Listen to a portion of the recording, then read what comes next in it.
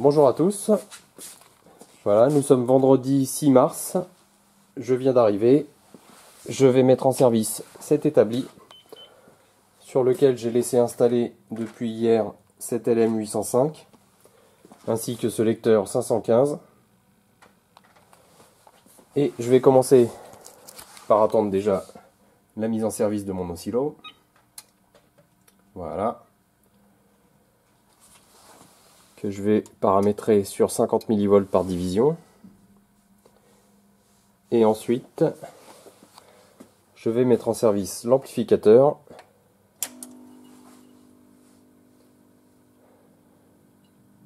Je ne vais pas le laisser chauffer trop longtemps, sinon je vais être embêté pour remettre les chemises et les protections de tube. Donc je vais simplement faire un test au démarrage à froid.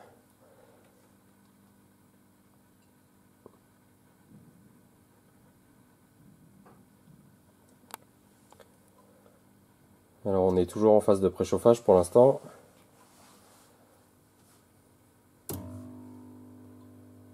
Voilà, le préchauffage est terminé, la haute tension vient de démarrer.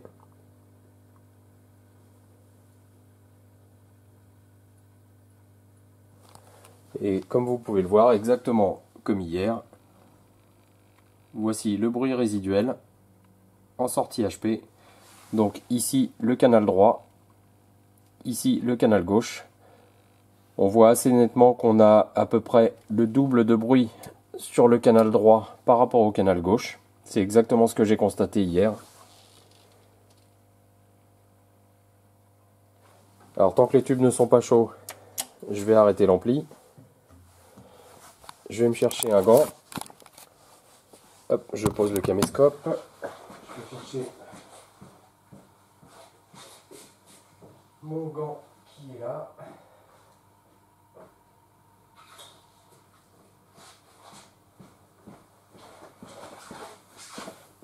Et je vais rapidement permuter les tubes droit et gauche.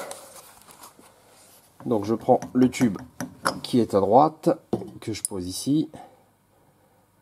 Donc bien sûr les bias ne vont pas être corrects, mais au moins ça va me permettre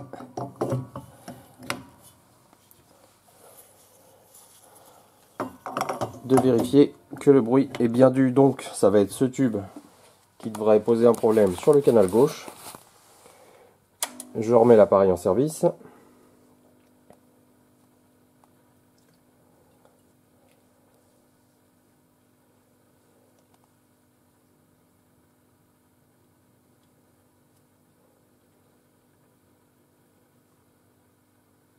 J'ai vérifié hier les bias au fait.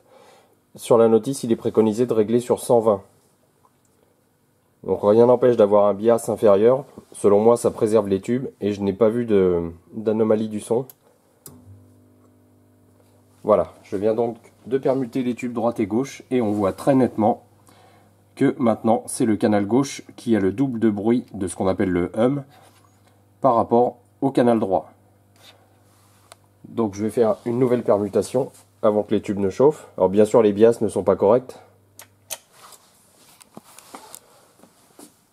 Je reprends le tube de gauche que je vais mettre ici, le tube de droite que je vais remettre en place à droite. Voilà. Hop. Et une dernière mise en service avant de procéder au réemballage de cet appareil qui selon moi est parfaitement fonctionnel, il répond parfaitement à ses normes.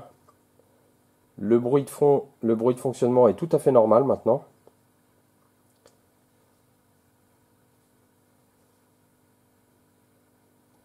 Il reste à corriger ce petit défaut qui est lié donc à ce tube en position V02.